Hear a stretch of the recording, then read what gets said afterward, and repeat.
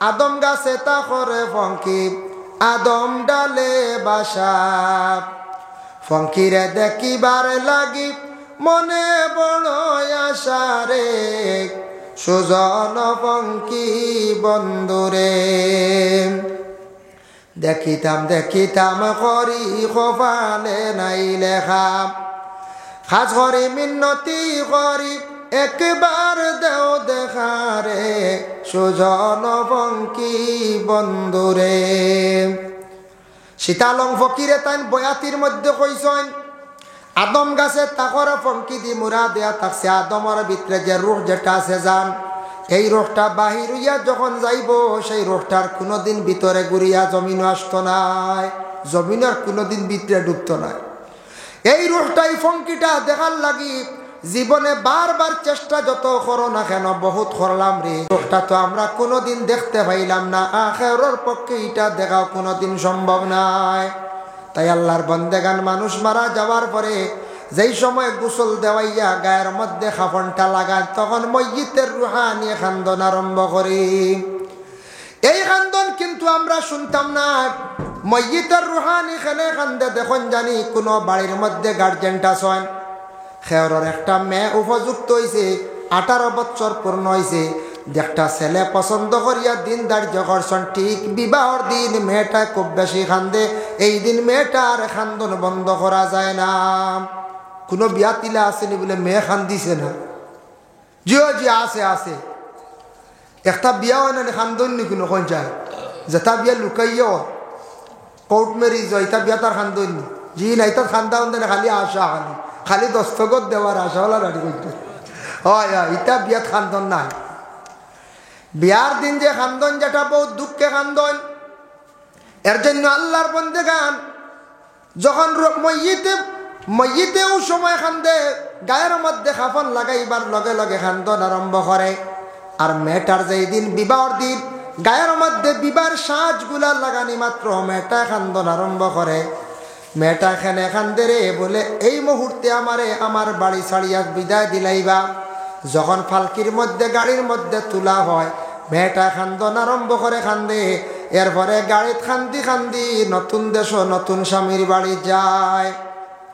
কোন কারণে খান্দে? বলে ও বাড়িতে রইলাম 18 বছর পর্যন্ত, 20 বছর রইলাম, মায়ার মা বাবা ছাড়িয়া, ভাই বোন সব কিচ্ছুরে ছাড়িয়া আজকে নতুন এক দেশের মধ্যে আমি যাইয়া, ও কারণে খান্দিয়া তাকে মেয়েটা, মেয়ের খান্দন কোনো মানুষ আটকাইতে পারে না।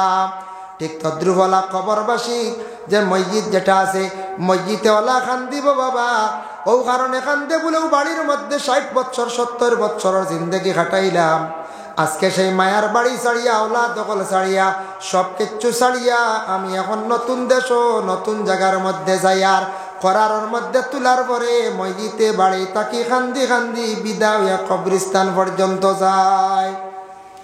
আমরা হইলে একদিন বাবা খান্দি মুশারায়, যার কারণে রাসূলুল্লাহ সাল্লাল্লাহু আলাইহি ওয়াসাল্লামে ফরমায়, যেই সময় তুমি দেন ময়্যিতের জানাজার নমাজের জন্য রেডি হয়ে যাবা, জানাজার নমাজ পড়িতায়, জানাজার নমাজের মধ্যে আল্লাহ পাক রব্বুল আলামিনে সওয়াব দেন।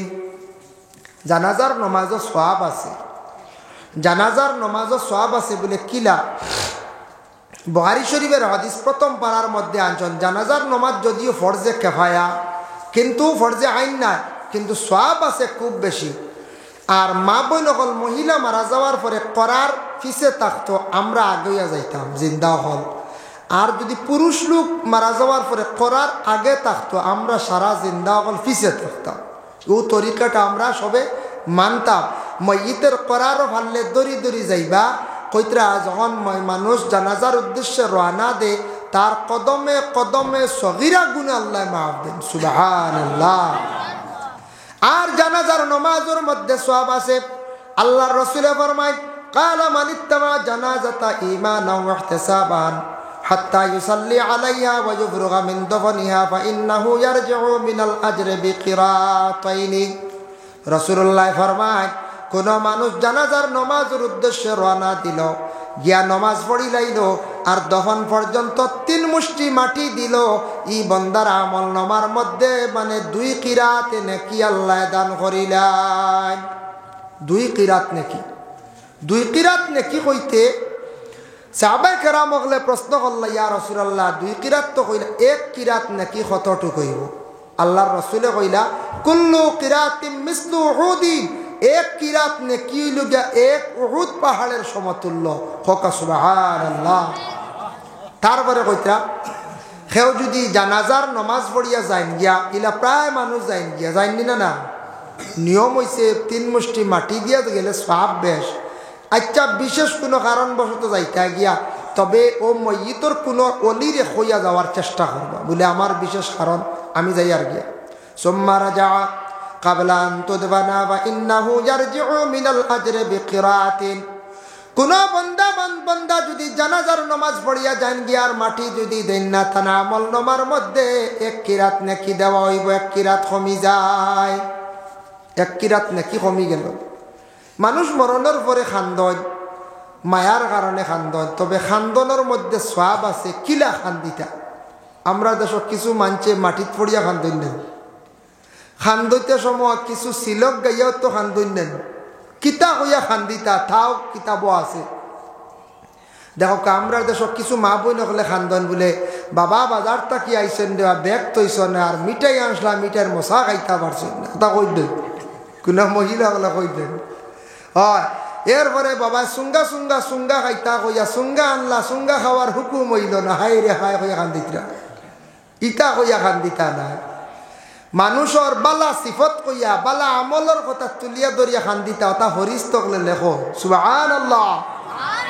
হইতা বলে আমার বাবায় নমাজ পড়িতাম আমার বাবা রাত্রি বেলা উঠিয়া দেখছি দোয়া করতা তাহাজ্জুদ পড়িতা আমার মাইয়ে মানুষরে বড় মেহমানদারি করতা আইজ আমার মাই বিদায় হইছ ই বাড়িত মানুষ আইয়া খাইতো মেহমান নওয়াজি খে করতো আমার বাবা বড় বালা বিচারক আসলা মানুষের বড় খাম বালা খাম করতা বিচার করতা আমার বাবা দেখছি মসজিদর খেদমত করতা কথা কইয়া বালা সিফত কইয়া তুলিয়া ধরিয়া আপনি খান দিতা তা ফরিস্তা হলে সাক্ষী হিসাবে লেখবা ই সুঙ্গা বিরোধ মিঠাই সিটাই থা না বুঝাইছে। রাসূলুল্লাহ ফরমান খান্দিতা খান্দনের মধ্যে সওয়াব আছে তোমার হৃদয়ে খান্দিত চকুর পানি বাসিয়া যাইতো উচ্চ সুরে খান্দিতায় না। 1 নম্বরে রাসূলুল্লাহ ফরমান তুমি তান জুরে সুরে খান্দিও না।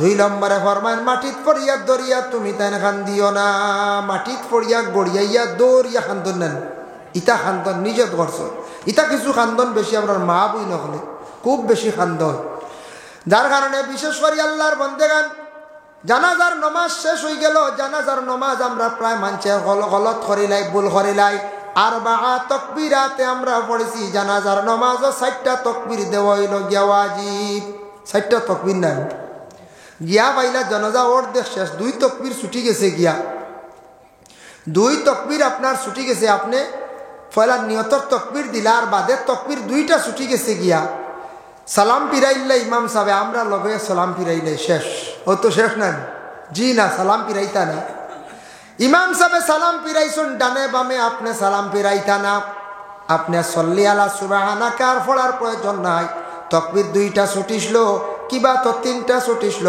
কিবা তো 1টা ছুটিছিল তকবীরটা আপনি আদা করে আপনি সালাম পিরাইতা আপনি ইমাম সাহেবের লগে সালাম পিরানি যাইবা না আল্লাহু আকবার কইয়া নিজে নিজে ডানে বামে সালাম পিরাইতাম ডানে বামে সালাম পিরাইতাম। যাই হোক আল্লাহর বন্দেগান এখন মানুষ মারা যাওয়ার পরে আমরা কবরস্থানের মধ্যে যখন নিয়ে যাই কবরস্থান কোন জায়গার এখন যে জায়গার মধ্যে কবর কুদা হয় যে জায়গার মধ্যে মসজিদ তকলরে রাখা হয় এই জায়গাটা আমরা হেফাজতে আমরা রাখতাম। কোনো কবরস্থানের মধ্যে গরু ছাগল কেউ রাখবা না দিগরা দিবা না কারণ গরু ছাগল রাখার জায়গা নাই কেউ যদি গরু ছাগল কবরস্থানের মধ্যে যদি লইয়া যায় জানিয়া রাখবা কবরস্থানের মধ্যে লইয়াইলা গেলে মুর্দেগা নকলর মানে বদুয়া পড়ে। গরু ছাগল যদি কবরস্থানে রাখন তাহলে ফরিস্তা হলে লানত পর্যন্ত দিয়া থাকত এর লাগে কবরস্থান হেফাজতে আপনার আমার রাখতাম আর কবরস্থানের মধ্যে মা বোন হল যাইতাম। একদিন রাসূলুল্লাহর কন্যা সন্তান হযরতে ফাতিমাতুজ জোহরা রাদিয়াল্লাহু তাআলা আনহা আল্লাহর রাসূলের কাছে ইজাজত চাইলা কইলা ইয়া রাসূলুল্লাহ আব্বা জান আমার একজন বইনারি মারা গেছেন আমার বইনারি রে দেখাত যাইতাম পারেনি গোসল আমি দিতাম পারেনি বলে যাও বলে কোনো অসুবিধা নাই যাও রসুল্লাহ ইজাজত দিছেন, যাও তোমার উপরে হক কর্তব্য তোমার বোনকে দেখতায়, গুসল দিতায়, হাফন পরিধান করাইতায়, কিন্তু কবরিস্তানও যাইও না ফাতিমা, নিষেধ করছেন। ফাতিমা বাবার আদেশ ক্রমে গেছেন, বইন্ডে গুসল দেওয়াইছন, খাফন পরিধান করাইছন, চির বিদায় দিয়া গড়িয়া গুড়িয়া ঘরের মধ্যে আসছেন। আসার পরে কইলা, আব্বা বইনারিরে বিদায় দিয়াইছি। তখন রসুল্লাহ আবার জিজ্ঞাসা করেন, মা গো ফাতিমা কবরিস্তানের দিকে গেছলাইনি? বলে, না আব্বা গেছি না, তবে বারবার খেনে আপনি আমার খালি জিজ্ঞাসা করেন। বলে, মা গো ফাতিমা জানিয়া রাখো, কবরিস্তানও যাওয়া নিষিদ্ধ হয়ে গেছে গিয়া মহিলাদের জন্য। তুমি যদি কবরিস্তানের মধ্যে যাও গো ফাতিমা, বেহেশত পাইতেছ, বেহেশতর গন্ধ তুমি পাইতাই নাই। এর লাগি মা বোনকলে ঘরের মধ্যে বসিয়া পড়াশোনা করতা, মা বোনকলে ঘরের মধ্যে তিলাবত করকা, সব হোক আল্লাহ আমার মাই বাবার রুহে আরওয়ার মধ্যে সব পৌঁছাইয়া দেও, বাবার আরওয়ার রুহে আরওয়ার মধ্যে সব পৌঁছাইয়া দেও। আল্লাহ আমার অমুক ভাই মারা গেছেন, আমার মাইজলা ভাই রুহে আরওয়ার মধ্যে আমার পড়াশোনার সব পৌঁছাইয়া দেও। বেলা শখ তোমার পড়াশোনার সবগুলা মা বাবার ভাই রুহে আরওয়ার মধ্যে গিয়া পৌঁছিব, কোনো সন্দেহ নাই। কবরিস্তান পুরুষ যার যাইতাম গিয়া ময়িতরে যখন গিয়া দফন করার সময় প্রথমে আমরা কবরস্থানের মধ্যে ময়িতরে যখন আমরা রাখতে সময় কয় বিসমিল্লাহি আলা মিল্লাতে রাসূলিল্লাহ, হই না না বলি সবে আমরা হই না। আল্লাহ আপনার নামে এই বন্দারে রসুলের মিল্লত আমরা রাখলাম, আপনার নামে এই বন্দারে রসুলের মিল্লত রাখলাম। রসুল্লাহ রেখার মিল্লত রাখা হয়েছে। প্রশ্ন আসে বাবা, আল্লাহর রসুল দে রসুলর মিল্লত রাখা হয়েছে বিসমিল্লাহি আলা মিল্লাতিহি, মিল্লাতে রসুলিল্লাহ না মিল্লাতিহি, রসুল দে রসুলর মিল্লত রাখা হয়েছে। আমরার জানাজার নামাজ পড়েন মসজিদের ইমাম সাহেব বা কোনো কুটুম গেছে, এক জিনিস আমরা জানিয়া রাখতাম, মসজিদের ইমাম সাহেবের হক বেশ। কোনো গ্রামে যদি একজন মানুষ মারা যান, ইমাম সাহেব হর অক্তর নমাজ পড়েন, তার পিছনে আমরা ইক্তেদা করি।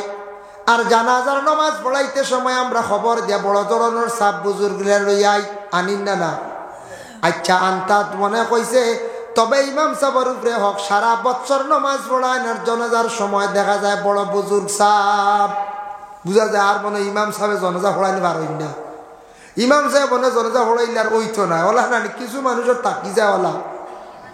আচ্ছা মনের আবেগ বড় সাপ দিয়া বড় বুজুর্গ দিয়া জানাজা আপনি পড়াইতা ঠিক আছে, তবে দেখবা কিছু কিছু জায়গার মধ্যে মেসা বকলে 6 জনে 8 জনে খতম পড়িছয়, কিন্তু দোয়ার সময় দেখবা অমুক সাপ না হইলে দোয়া মনে হয় কবুল হয় না। ইনু মেসা বকলে দেখবা খতম পড়িলা সারাদিন, দোয়ার সময় দেখবা অমুক সাহেব অমুক আলিম না হইলে আর তার দোয়া কবুলর না।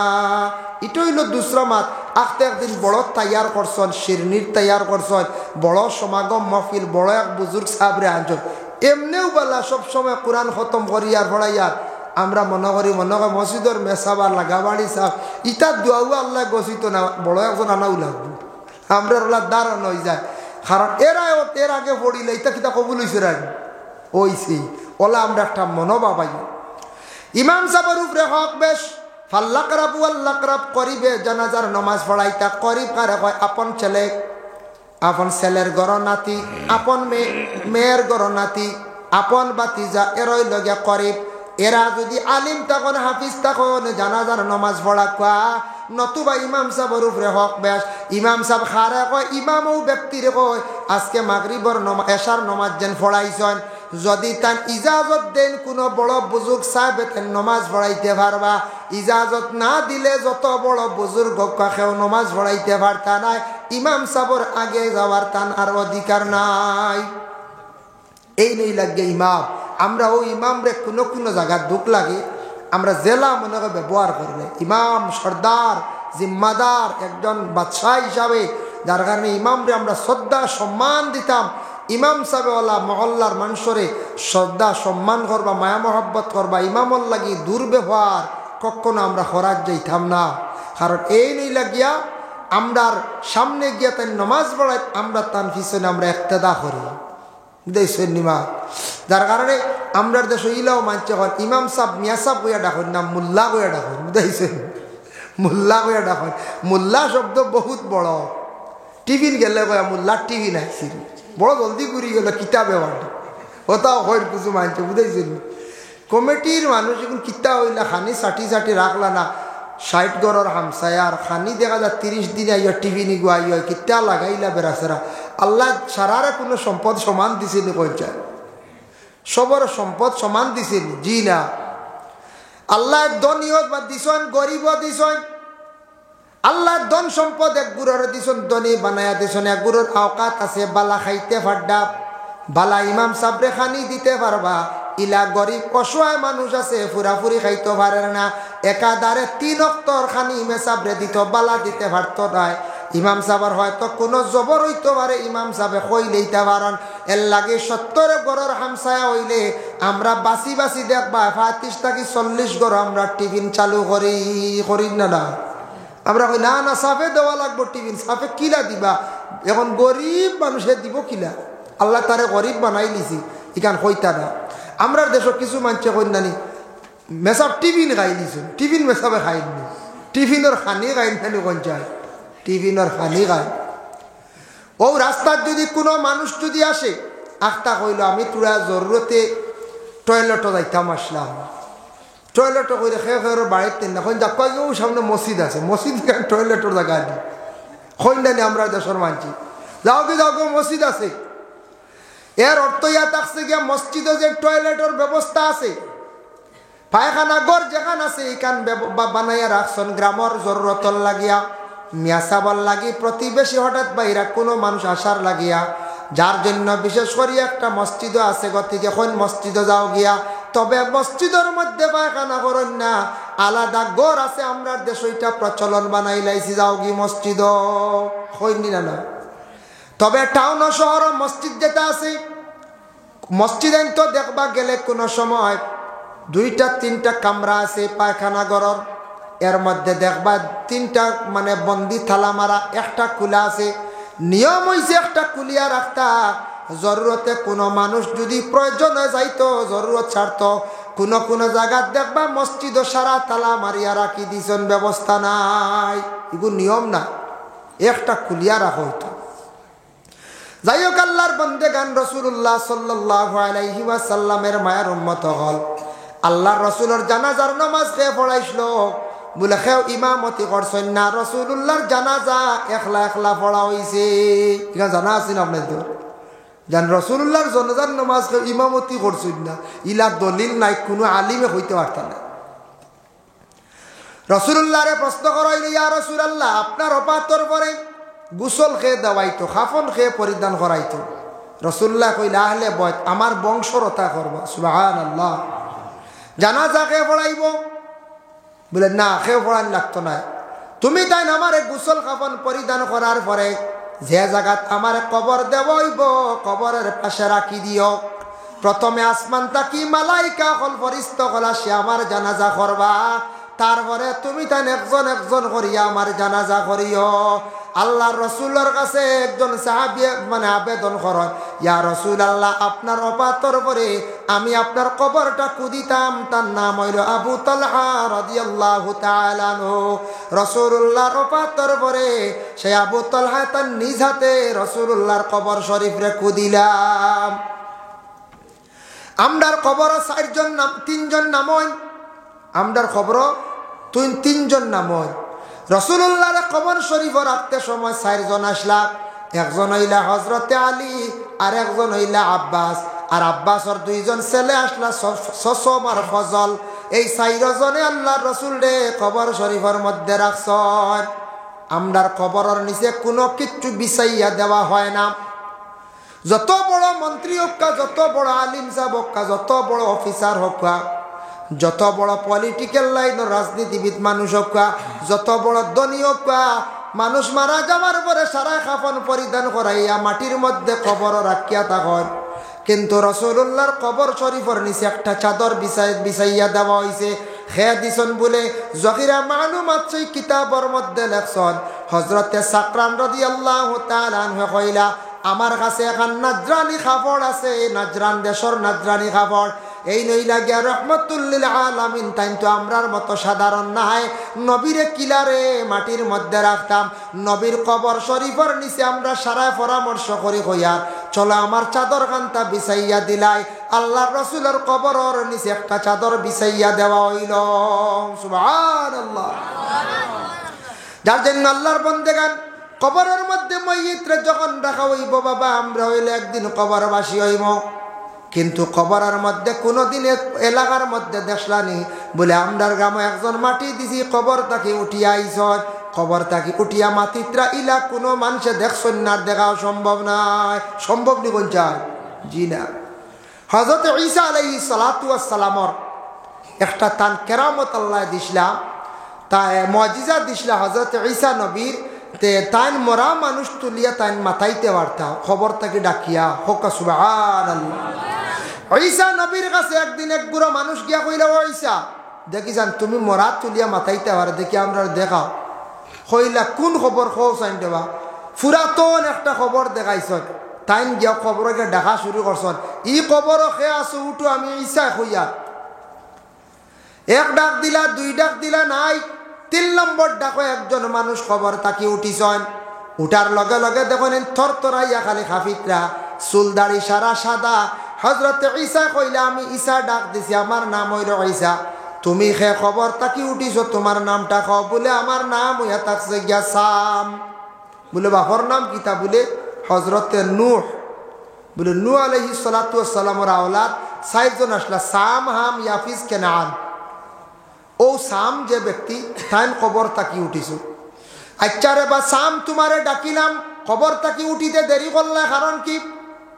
বলে ও ঈসা আমি মনে করছি কিয়ামতের ডাক পড়ি গেছে গিয়া, আমি ডরাইয়া প্রথমে আপনার সামনে আল্লাহর কুদরতে হাজির হইছি না, পরবর্তীতে হাজিরি দিতে সময় আমার একটু দেরি হইছে। বলে তোমার চুলদাড়ি তাকে নে ফাঁকিল? বলে একমাত্র কিয়ামতের খালি চিন্তায়। হযরতে সামে কবরের মধ্যে তাকি তাকি তাই কিয়ামতের চিন্তা করডা। আচ্ছা রে বা সাম, কবরের মধ্যে কতদিন তাকি আছো কওছেন? বলে 400 বছর তাকি কবরের হালতে আমি আছি। আচ্ছা 400 বছরের মধ্যে কবরের মধ্যে আমার কওছেন কোন আযাব সম্পর্কে একটু তুলিয়া ধরছেন, কবরের হাল সম্পর্কে আমার কওছেন। ও সময় সামনে উঠিয়া দি উত্তর দিলা, কইলা ও ঈসা 400 বছর তাকি আছি, কবরের মধ্যে কোনো আযাব বুঝ পাইছি না, কিন্তু একটা কষ্ট পাইয়ার। বলে কোন কষ্ট? বলে আমি যেই দিন আমার মৌত হইছে, আজরাইলে টান মারিয়া আমার জানটা বাইর করিয়া নিসলা, নিতে সময় শরীর যে গাইলা হইসল, যে বেদনা হইসল, ও বেদনা ওখানে এখনো পর্যন্ত খবর কষ্ট পাইয়ার। যার কারণে আল্লাহর বান্দাগান মানুষ মারা যাওয়ার পরে তার শরীর বেদনা হয়, গাইলা হয়। হযরতে সামে কইত্রা ও বেদনা খানোর কারণে বড় কষ্ট পাইয়ার খবরের মধ্যে, কিন্তু কবরের মধ্যে কোনো ধরনের কষ্ট আমি ভাইয়ার না, অন্য কোনো কষ্ট পাইয়ার না। এর লাগি কবরের আযাব আমরা বুঝি না। গায়রা সাকালাইন ইল্লা সাকালাইন হাদিস শরীফ আইছে, ইনসান আর জিন্নাত ব্যতীত খেয়ে খাওয়া সম্ভব নাই। এখন কবরের আযাব দেখি আর না খেয়ে আমরা কইয়ার মনে আযাব উজাব নাই, মাটি দিছি আদায় পাইছি বলা না। এ আল্লাহর বান্দা আসামি হয়ে গেছেন গিয়া, কেইসর আসামি হইন নানি মাঝে মাঝে, কেইসর আসামি হইছ।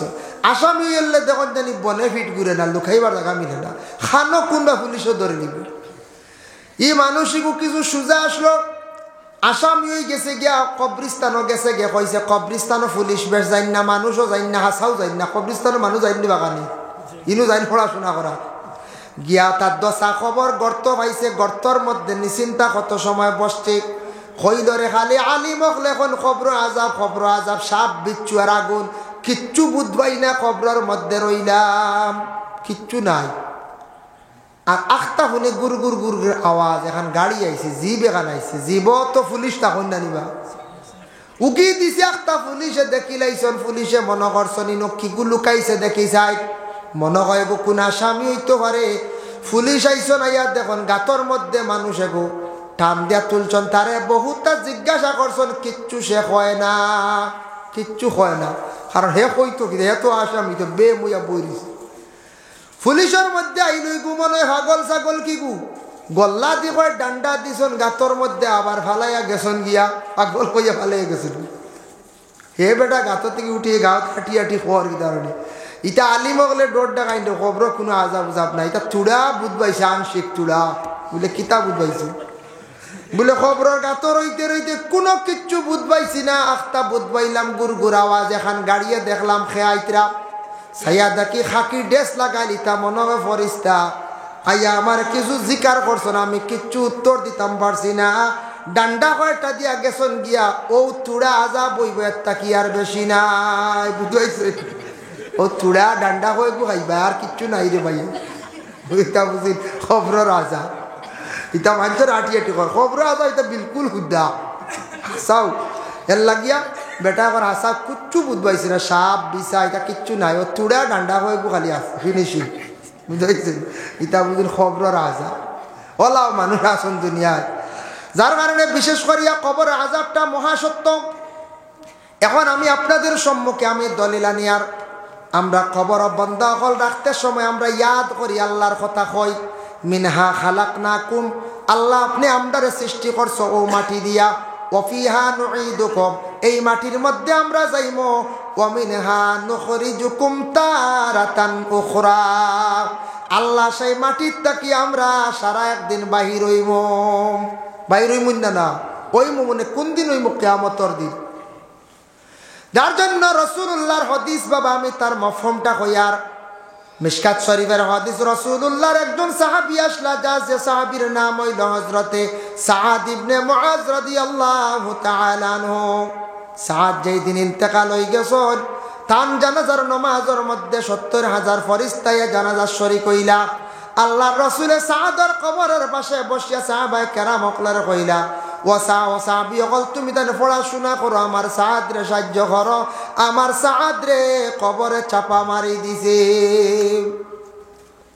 ইয়া রাসূলুল্লাহ সাআদের জানাজা ৭০,০০০ ফেরেশতা শরীক হইলা তারপরে কবরে চাপা মারি দিলে বলে হা তুমি তার পড়াশোনা করো আমার সাআদ রে সাহায্য করো আমি একটা ঘটনা আপনাদের সম্মুখে বাবা আনতে চাই প্রথম যুগে প্রথম জমানায় যখন মানুষের সংখ্যা খুবই কম আসলা আল্লাহর এক বান্দি আসলা তান এক ছেলে আর এক মেয়ে আসলা এক ছেলে আর এক মেয়ে আসলা মেয়েটা হঠাৎ একদিন মারা গেল উপযুক্ত মেয়ে মারা গেল মারা যাওয়ার পরে মায়ে কইলা আদেশ করলা বাবারে তোমার বোনটা যেহেতু মারা গেছে বোনটা নিয়া তুমি কবরস্থানে কবর খুদিয়া বোনটা নিয়া রাখি আসো ভাইয়া কি করছে একজন বন্ধুরে সঙ্গে লইয়া কবরস্থানও কবর কুদিছে আর উপযুক্ত বইন্ডে নিয়া কবরের মধ্যে রাখছে রাখতে সময় এইভাবে মাথাটা নুয়াইছে পকেট থাকি একটা ডকুমেন্টর বই পড়ে গেছে বুক বই পড়ে গেছে মাটি দিয়া বাড়িতে আসার পরে মনের মধ্যে জাগলো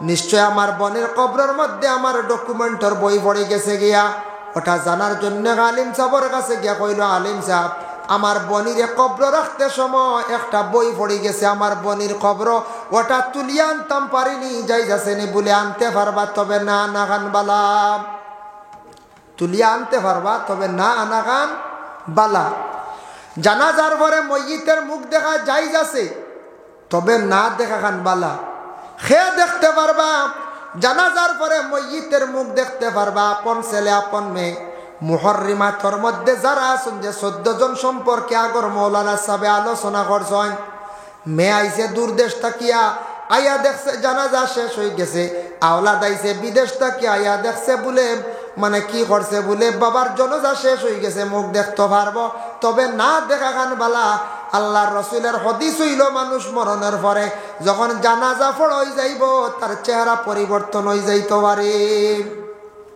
বাইয়ে কইল তো সুযোগ আছে তে যাই গিয়ে লইয়া আইব ইনতে দেখি আইব আবার কবরস্থানও গেছে গিয়া মাটি সরাইছে সরানির মাত্র যখন বাঁশ সরাইছে দেখে বনির কবরের মধ্যে দাউ দাউ ডাকাইয়া খালি আগুন জ্বলের লাভ দিয়ে পিছন দিকে সরিয়া বাড়িত গিয়া কইল মা গো বুঝলাম না আমার বনির কবরের মধ্যে খালি আগুন জ্বলের দেখি আমি বড় ডরাইছি ওগো মা আমার বনির আমল সম্পর্কে একটু খোঁজাই মা কইলা বাবারে বুঝলাম না ব্যাপার আমার মেয়েটার বড় বালা আমল আসলো কিন্তু একটা খারাপ আমল আসলো বলে মা গো খারাপ আমলটা দেখি আমারে খোঁজাই বলে বাবা তোমার মেয়ে নমাজ আমার মেয়ে নমাজ পড়তো কোরআন শরীফ তিলাওয়াত করতো সব কিচ্ছু করতো কোনো কিচ্ছুর মধ্যে অভাব নাই একমাত্র আমার ফুড়ির মধ্যে একটা আদত আসলো, আমার মেয়েটা মানুষের গড়ের পিছিয়ে যাইতো, গিয়ে এখন কথা শুনতো, ও কথা এখন গিয়ে অন্য গড়ের কাছে গিয়ে কইতো, অন্য লোকের কাছে কইতো, দুইজনের মধ্যে বিবাদ সৃষ্টি করতো।